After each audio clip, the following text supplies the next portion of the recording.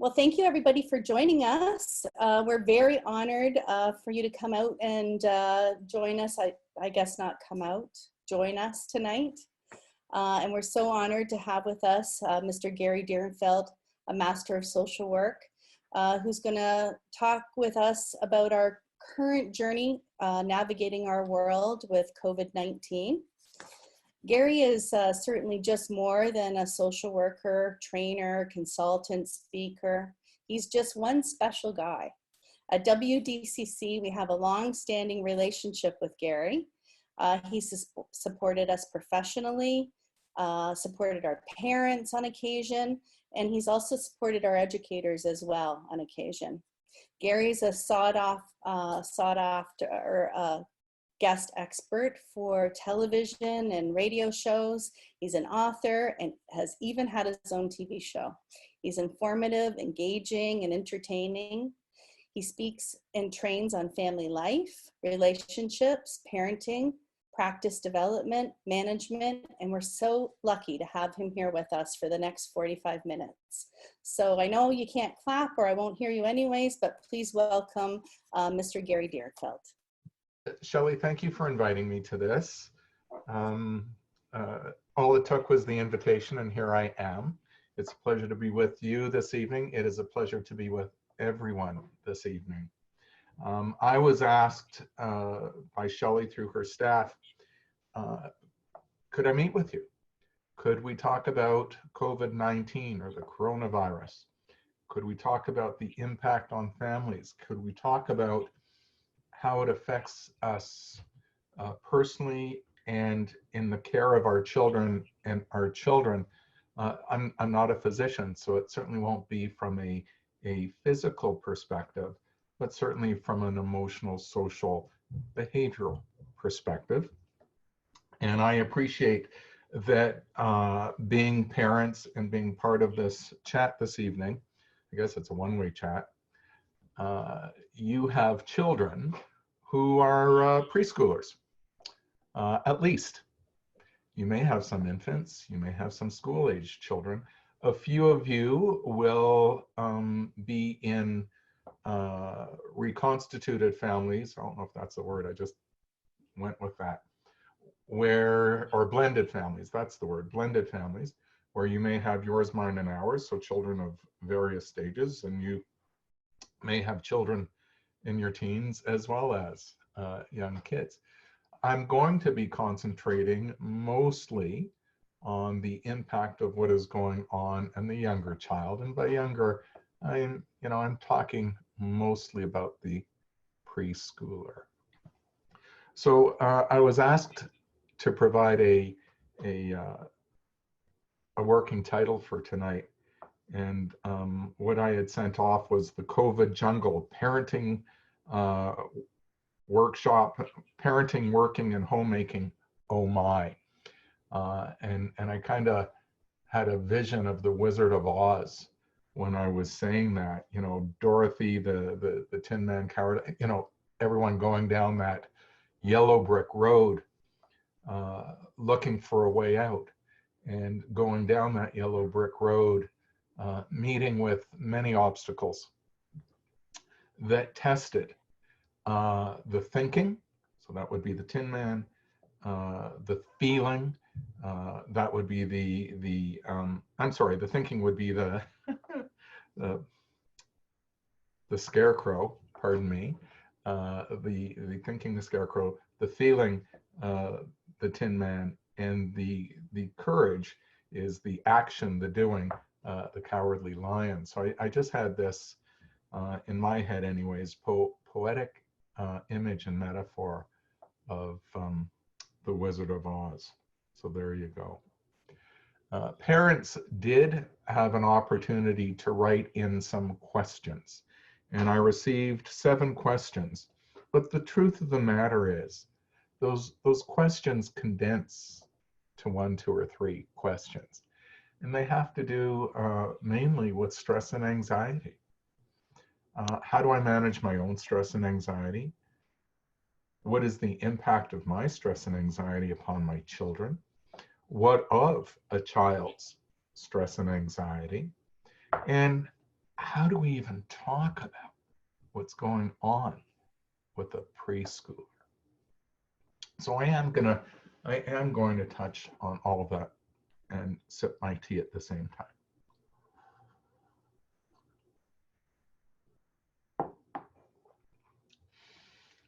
I want to start by saying, in my view, the biggest predictor for the outcome or for how the children are going to manage through this pandemic, the biggest predictor is how you manage, the parents. Feelings are contagious. I don't know if you know that. You know, somebody feels anxious, before you know it, the person next to you feels anxious. Somebody feels sad, the other person may feel sad. There's a concept known as mirror neurons. I'm going to talk about this for just a moment. Mirror neurons. The other way to think of mirror neurons is monkey see, monkey do. And in fact, we learned of these mirror neurons, the result of testing that was done in the 1990s with macaque monkeys. What these examiners did is they wired up the monkeys' brains with electroencephalograph, EEGs, and they had one monkey here and one monkey there. They gave this monkey a banana. He could eat the banana, or she could eat the banana. And as that monkey ate the banana, they recorded what areas of that monkey's brain started firing. And they saw the lines across that electroencephalograph. So this monkey who's got the actual banana, then there's this monkey who looks at that monkey eating a banana. Now this monkey doesn't have a banana, but amazingly, the same parts of this monkey's brain start firing. So simply by observing the experience of the other monkey, the brain reacts as if experiencing it in kind. These are mirror neurons. Fast forward 10, 15 years later, roughly, they began experimenting on humans. And so they wired up the humans' brains with these electroencephalograph wires. And they would have the human have an actual experience, and this human gets to watch. And yet, the same areas of the brain start firing in this human. With that, they demonstrate not only do monkeys have these mirror neurons, monkey see, monkey do, so do you and I. How do we apply research like that to life? Again, as we feel, our children mirror how we behave, how we respond to things. As we are anxious, they too may pick up on that and act similarly. Now think about this. Who was it? The epigenetic principle. I got too many psychologists' names in my head right now. But there was another psychologist said that there's something called an epigenetic principle, that is, one does something that affects similar behavior in the other and back and forth, which is really interesting because this principle, epigenetic principle, came before this monkey stuff. So anyways, Erickson. It was Erickson. Thank you. Thank you, Erik Erikson. Whole bunch of other stories there, maybe for another time about him. Amazing person. So as I affect the child gets anxious. As the child gets anxious, the child triggers my mirror neurons. And before you know it, my anxiety is peaked further. Alternately, you know, it could be the child that initiates the process. The child gets scared of something. The child feels anxious. Child feels anxious. I look at that. Don't be anxious, child. Don't be anxious. Now I'm anxious and I'm responding in kind. I'm actually going to drive the child's anxiety further and vice versa. And we ramp each other up. I'm bringing this to your attention because so many of child-related issues, behavior, anxiety, sadness, once we realize the interplay of these mirror neurons and how we can affect one another, we get to use this stuff for good stuff. So I have to be mindful of how I am managing my anxiety. I have to be mindful of the vibes I'm exuding. That's why we tell parents, it's why we tell people, meditate, be mindful. We're saying that because at the end of the day, we want you to find that calm place.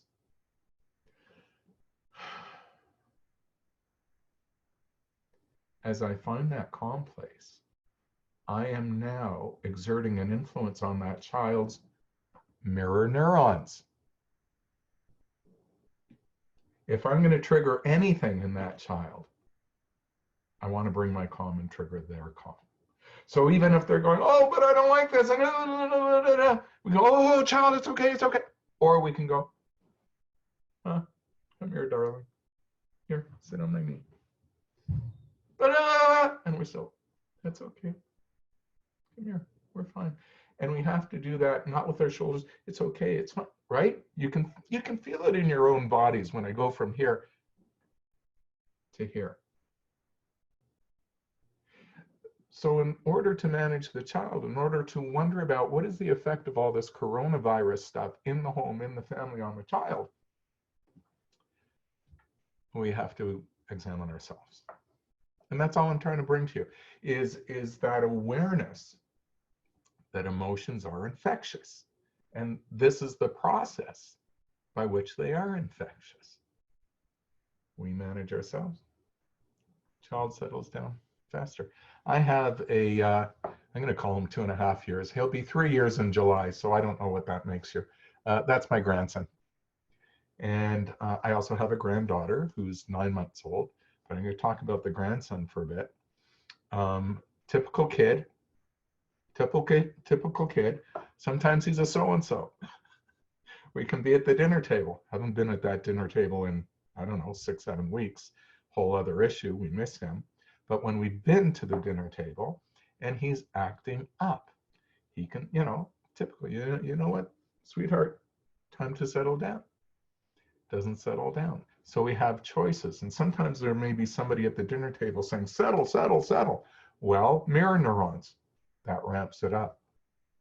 So I'm more likely to say, with permission of mom, can I take the child from the table? And I take the child from the table, and I'm not even thinking in terms of a timeout. I'm not thinking in terms of a punishment. I'm thinking of creating the conditions where he can borrow my calm and settle. So I will. I'll take him on my lap. We'll go sit on the couch, and he's squirming, I want to go back to the table. Blah, blah, blah. I say, no, sweetheart, we will soon. We're not ready. And I'm not saying settle down or, right? Not ready. And then he'll squirm some more, and I'm just holding him from running amok. And I'm not restraining him. I'm keeping him safe. I'm staying calm at all the same time. I'm just, granddad, you're okay with granddad. And eventually he just kind of settles down. I go, sweetheart, now we're ready to go back to the table. Okay, Zeta. That's Jewish for grandfather. Okay, Zeta. And away we go back to the table. So I want to bring this to your attention. Very often we'll see the anxiety in our child, we'll respond in kind, it ramps up, and then we say, what do we do? What do we do? What do we do? This is what we do. Okay. I want to normalize some of what is going on for the parent before we get to the child. So I'm kind of switching gears here. I'm 64. I've never dealt with a pandemic. I certainly remember SARS. Interestingly enough, my brother and sister-in-law adopted a Chinese girl in the height of SARS. And when they came back from China with her, they had to quarantine for a couple of weeks before they could go with her to wherever they wanted to go, or for my brother to return to work. So I have a very keen memory of SARS because of the experience of my kin adopting through that time. But it was nothing like this. We weren't all sequestered. The virus of SARS wasn't as easily transmittable just in the air. So here we are with this pandemic that no one in my lifetime or yours has ever experienced. In a very short amount of time, our lives have been absolutely turned upside down.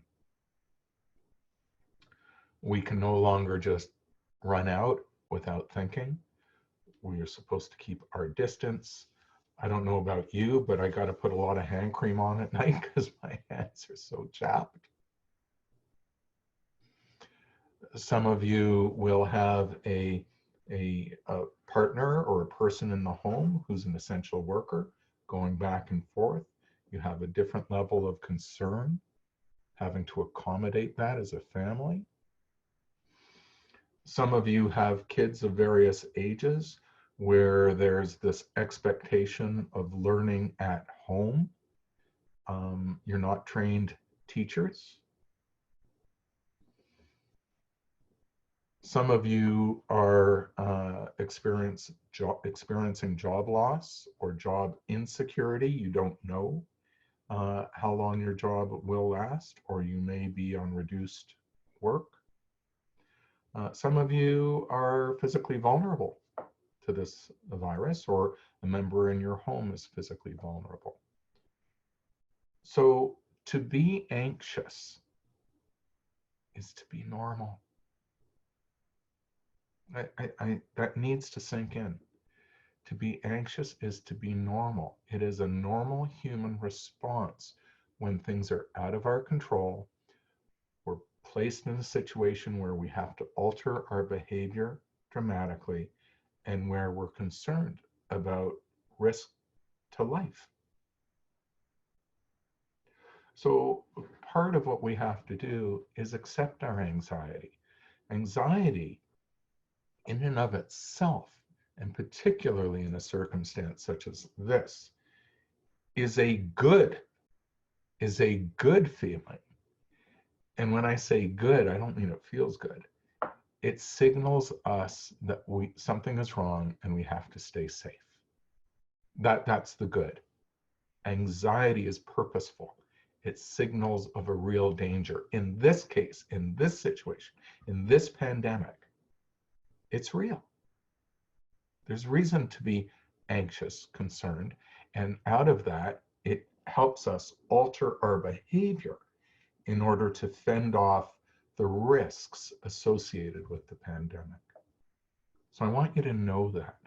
We differentiate that from an anxiety that is at times free floating, that isn't tied to a real event, but where we have these fears, and the fears may be based on some past traumatic experience.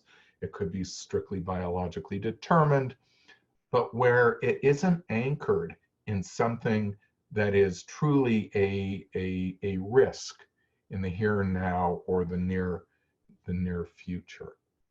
So the kind of anxiety that people are experiencing now, once we recognize that it's normal and that it is the body's way of saying there really is a risk out there, such that we alter behavior to mitigate the risk. This is the healthy nature of anxiety. So when we look at it that way, we can say, oh yeah, I'm anxious, but now I don't need to feel bad for feeling bad. Let me say that again. Now I don't need to feel bad for feeling bad. I'll teach you some Jewish. In Jewish, we have a phrase, tsuris mitsuris. To have tsuris in your life means you have problems. Bad enough.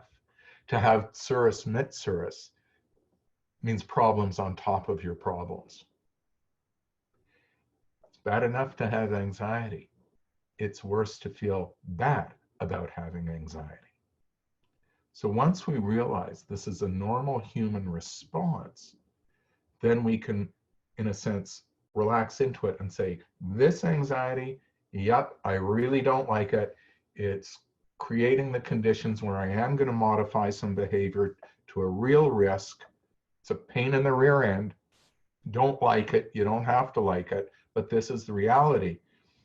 Now I'm not going to, in a sense, thought build and say, oh my God, there's something wrong with me for feeling this way. When we accept that as normal, paradoxically, we can relax into it. Once you realize you're doing what is within your control, and there's only so much within our control, then we can choose to let go the rest. And I encourage that. I'm going to worry about that which I can control and manage that as best I can. Not in a crazy way, but in a reasonable way. So I am going to hand wash. I'm going to resist touching my face. If I go out in public and I'm particularly concerned, I may wear a mask. I may choose to wear gloves. I'm going to deal with mask and gloves responsibly.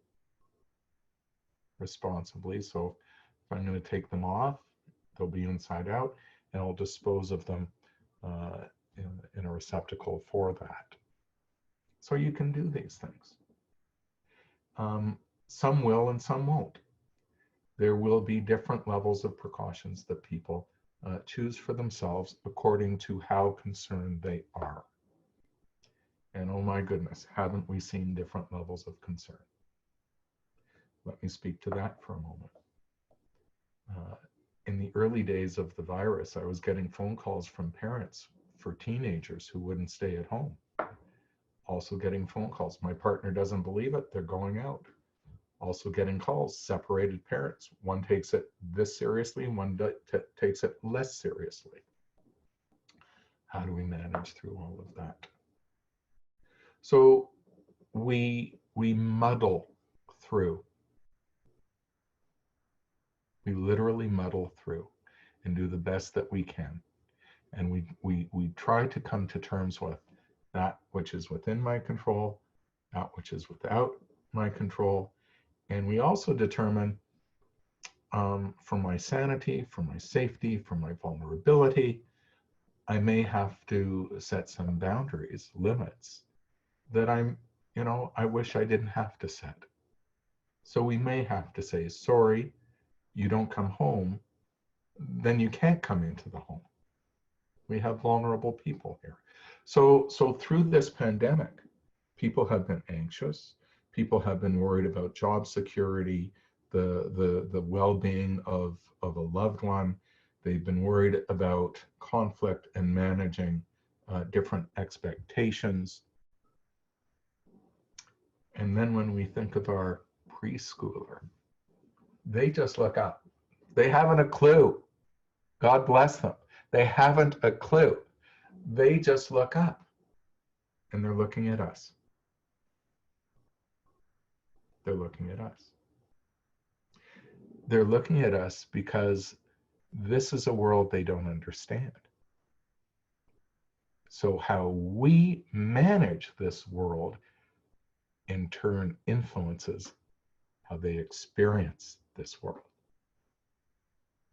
If we yell and scream, if we shout, if we cry, if we tense up, the signal to the child is that there is something to be afraid of. All apart from the mirror neurons. The child is learning to interpret what is going on in their world through our eyes. So from this perspective as well, we also want to bring our calm. We don't want to provide an impression that this world is this terrible, scary place. We don't want to do that because, quite frankly, we don't want to scare our children. They have no control over this, right? And we want to keep them safe from a mental health perspective. Give me a moment. So one of the questions that was asked of me is then how do we explain this to kids? How do we help them to appreciate what social distance is? To not get close. And we do that the same way we've been explaining these things and helping them with boundaries for years. There's no, in a sense, there's no difference here. We never wanted kids putting crap into their mouths. We look at them and say, it's dirty, germs. We don't think in terms, there's, it's gonna kill you. No, oh, we just, ah. That's what we would say in our family, ah. Ugh, ugh. No, don't touch that, okay? We've always, most families, most people, or many, not, I don't know if it's most, but many, have always had an expectation of hand washing, okay? We're even that much more cautious and that much more intentional about it today. But as we just adopt and accept these routines and we don't even comment on it, it's just how we live, then that is the experience of the child. We don't need to really turn to that child and say, you got to wash your hands. There's these terrible viruses. I know you don't know it, but they've got these prongy things on it. And if it gets inside you and it gets, we don't do that. We didn't do that when they were about to put poop in their mouth from the dog. We just say, ew, no, fat, put it down. And they do. And they do. So the challenge for some parents in terms of what do I tell my kids about this, the challenge is to actually not overthink it, but live your life. Live your life as you need the child to live their life currently. Many parents worry about what we call stranger danger. We don't want kids running up to strangers. But we don't look at a 3-year-old or a preschooler and say, don't go to strangers, they can sexually abuse you, they can, steal you. We don't put the fear into that child's mind. We just don't go to strangers. You don't know them. We only approach those folks we know. Well, you're going to have some changes to that rule, so to speak, or exceptions rather to that rule. If it's a policeman, you can go to the policeman. It's a fireman, you can go to a fire. You make whatever is appropriate for you in the normal context. But even in this context, say, oh, sweetie, they may have germs. So we're not going to go close. We're going to wave. We love them. We miss them. And this is how we say, I love you. He said, I know I would like to give them a squeeze too, but you know what? We're not going to squeeze them this way, but we can do this. I'm squeezing everybody with my eyes these days. I'll squeeze you with my eyes. It looks like this. I hope you enjoy that. So look, where am I going with all of this? In terms of the child's anxieties, it's a mirror of our anxiety. In terms of how to manage ourselves, we have to find our calm. And I get it. It's reasonable to be anxious today. It's reasonable to be exhausted today. Oh my goodness. Exhausted? Oh, and the dreams. My dreams are crazy. And I'm a social worker.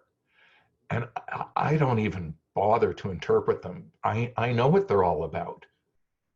Loss of control, worry for some loved ones, concern for other people, and it's bonkers. It's just bonkers. So I don't worry about worrying. I don't worry about these crazy dreams. I have crazy dreams. I don't even worry about lack of sleep. Some nights are just terrible. You can have lack of sleep. But when we relax into it and say that's the crazy normal, then we can adjust. Then we can bring our better selves to our kids. And we can look at our kids and we say, you know, sweetheart, come here, come here. Daddy or mommy, I'm so exhausted, come here. And you can just rock with your child. It's so soothing. It's so soothing for you. It's so soothing for them. And we don't need to worry about, oh, anxiety, fears, behavior. We're changing the paradigm. We understand all that is going on, but I'm relaxing into it. This is what I'm going to bring. So how much information? I don't know your children. I don't know how advanced they are, sophisticated, not sophisticated intellectually. Some kids love all things body and medical, and some things, you know, who cares? Just give me my toy, my book, my ball, my doll, whatever. So you have to assess your own child in terms of what is of interest to them. And quite frankly, if this isn't of interest to them, there's very little to explain. You're just living life with them. If they express an interest, what is this and what is that? And 3-year-olds, why? Why? Oh my God, why? Am I driving you nuts yet? Why? Right? Whether it's coronavirus or, you know, how did we hang that picture? Why? So just know that from a developmental perspective, asking the question doesn't really mean a true interest. It just is a means of engagement sometimes with the parent. And so you want to know a lot of whys. Sweetheart, do you miss me and want time with me? Yes. Yes. And with that, we can quickly also redirect. Okay, come here. Give me a kiss. Give me a kiss. You get your book, you read the book, and you show me which picture you like best in the book. So you wind up putting the child on task in a way that they're doing something to engage you.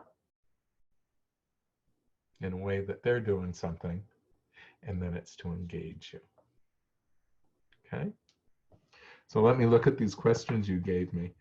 How do I personally, what do you do personally? How do I divide my time to keep your mind fit during, what makes you think I keep my mind fit? Whoever asked that question. Are you kidding me? I'll tell you what I don't do. And I'm going to sip my tea for a second. I don't use cannabis or alcohol or other psychoactive stimulants. I don't. And don't get me wrong, I will have the odd drink. So this isn't an anti-alcohol or an anti-cannabis speech. It is a talk about coping strategies. When we start using a substance to cope, we're not coping. We're using a substance. Okay? And I'm not talking about a medication prescribed by your physician. Totally fine. It's prescribed by your physician. But when we start reaching for things that are not prescribed, that we're taking on ourselves, that can lead to trouble. And I wouldn't want that for any of you. So what do I do to cope? I chat with my wife. Fortunately, I'm in a healthy relationship. Not all of you are. I have to appreciate that. Some of you, quite frankly, may be in a relationship that is anything but healthy, and you're sequestered at home in this hotbed. So again, how do you cope? I encourage you as best you can to find some time with somebody else. And I'm not talking about an affair. I'm talking about, you know, it could be a parent, it could be a sibling, it could be a cousin, it could be a friend. It could be an online bridge group. But to have something else to do, someplace else to go within the home where you can meet and have a social connection. It is so important for your own mental health, for coping personally. These are things that I do. I talk about reaching out. So if you're feeling beside yourself, disconnected, reach out. Some of you may have friends or family that you are concerned about that may be more prone to anxiety or depression or mental health concerns. You may have, I have a almost 96-year-old mother. I call her daily. I call that reaching in. So I'm well, I'm concerned about someone, I reach in to their life. I give a phone call or a Facebook chat or a message, and we connect with people. So reaching out, reaching in, and depending on the relationships that you find yourself in within your home, reach across. Reach across. We are social creatures. There are some, including some of you watching tonight, where you're more introverted, where you don't draw energy from your social connections. You actually draw your energy from your isolation, from being able to turn that off and going inside. And that's fine too. But if you're like me and you draw your energy from connection and the disconnect feels disorienting, reach out, reach across, reach in. I want you, the parent, to so take care of yourself. To so take care of yourself. As we take care of ourselves, that is how we take care of our little ones. We have to have our batteries charged to have something to give to them. So what else helps our little ones? I don't know if I'm rambling or staying on point. Some degree of routine, getting up at the same time, feeding at the same time, napping at the same time, maybe toileting at the same time if they've got that degree of routine, going to bed at the same time. That sense of normalcy brings some degree of certainty to their lives. And honestly, that is the big human issue. We all have trouble dealing with uncertainty. So the degree to which we can bring that or some amount of structure to their lives, to our lives, that certainty, we tend to feel more comfortable and we ease in better. So I just thought that was a great question. What do I personally do and how do I divide my time? I gotta tell you, I'm a workaholic. So I'm not an alcoholic. I'm not, I'm a workaholic. I love what I do. Being here tonight, chatting with you, I'm thrilled. The challenge for me has been turning it off. Always, my whole life, that's been the challenge. So I literally have to tell myself to relax and spend time with my wife and be available to her. In my previous office, I don't have it here, I have it in another room, but sitting atop my computer monitor, I had carved in wood the word relax. Clients would come into that office, they'd see the word relax, they thought it was a message for them. It was a message for me. And the word relax, I embedded with meaning, and the meaning was, Gary, you're a workaholic, relax, turn it off, spend time with son when he was a little boy, and spend time with your wife even now. So you may need reminders to stay on track with some of the things that I'm talking about tonight. So some of those reminders, monkey see, monkey do. And so what is this little monkey going to get from this big monkey? Monkey see, monkey do. So you can write on a piece of paper a reminder. Monkey see, monkey do.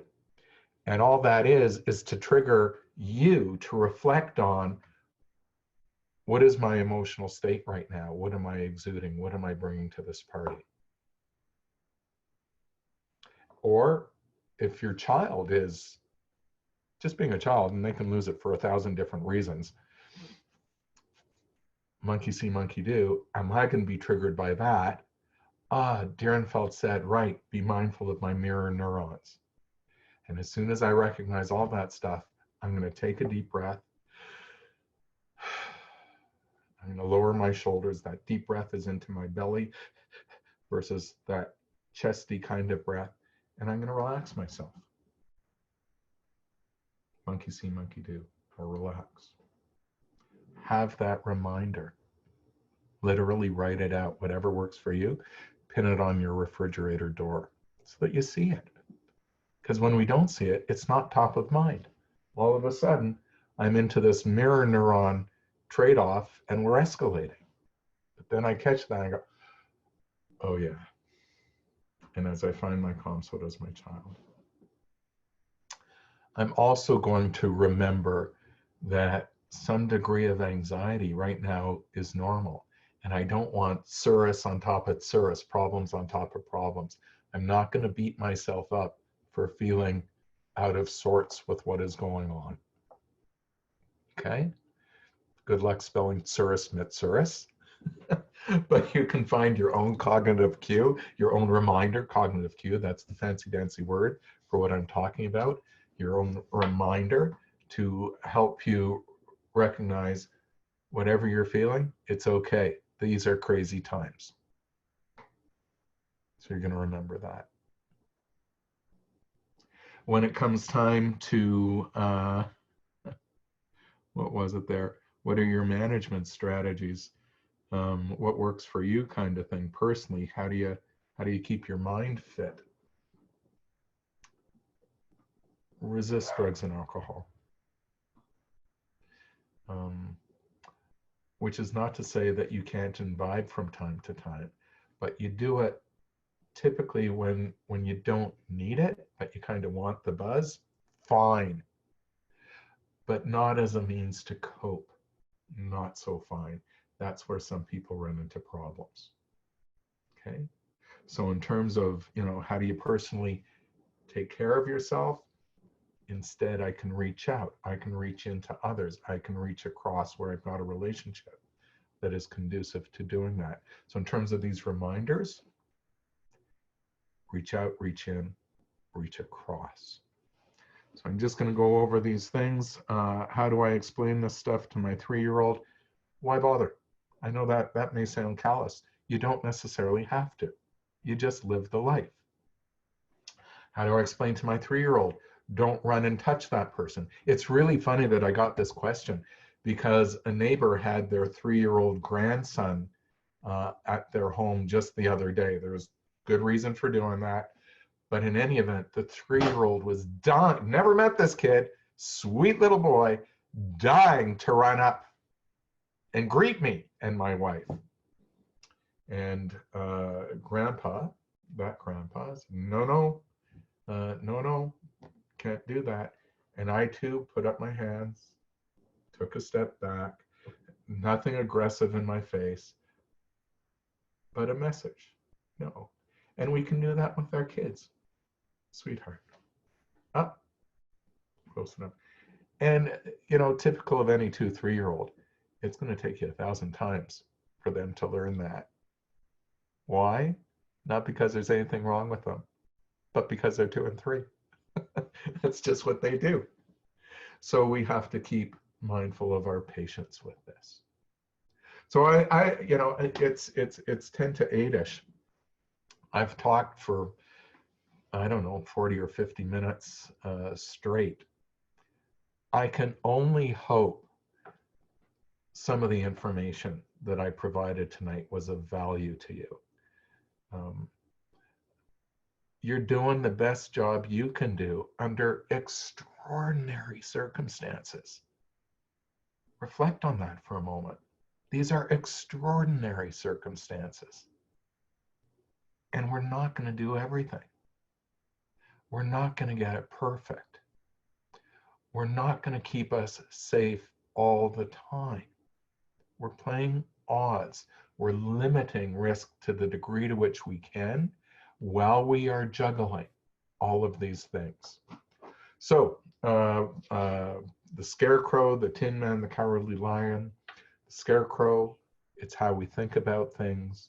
The Cowardly Lion, or not the Cowardly Lion, I'm sorry, the Tin Man, it is about our feelings and being mindful of them. And then that Cowardly Lion turning to courage, how we act. We come across, we act from that place of calm. Calm. So I'm thinking, I'm realizing what I've got, I'm feeling, I'm recognizing my feeling, and I'm finding a good place for myself, and I'm acting from that place. And this is what we bring to our kids. The degree to which we can practice that. Master, forget it. We don't master it. We're forever a work in progress. So we practice that. The degree to which we practice that, we can bring peace to some degree. If you are struggling beyond that, speak to some of the daycare staff. They have particular expertise in managing children's behavior. They'd love to serve you. That's why we're here tonight, because they want to serve you, the parents. So approach them. They're good people. Don't think in terms of shame or embarrassment or I should know this. Or, are you kidding me? This is all new stuff. And sometimes even to come to them to say, you know, here are my struggles. They're not going to shame you. They're not going to embarrass you. They're going to listen to you. In all likelihood, they're going to validate your feelings and even give you permission to say, like, enough. You don't need to do that much. Just do what you can. Shelley, thank you for having me here tonight. Hopefully this was helpful to the group, and maybe we'll even do it again in the future. Well, thank you so much, Gary, spending this last little while with us. Your message, as always, was so positive. I think that, you know, you really bring home the thought about, as parents, what kind of responsibility do we have in setting the stage in the home, and you know, really making those conscious decisions about the environment that we are presenting for our child as best as possible. Certainly, we're all human, and we are, you know, absolutely entitled to not have the best of days, but certainly remembering what kind of messaging that we're bringing to our children when we are showing the signs of being so stressed. So thank you again. It was awesome, and a lot of information for people to take back. Thank Great, you. my pleasure, my pleasure. So most of you, your kids will be asleep. Tomorrow, when you see them, just grab them and squish them and say, oh, I love you so much. And they, oh, enough. No, it's never enough. Fine, go. And even if it bugs them, you gotta know, secretly, they love it. Thank you. Thank you so much.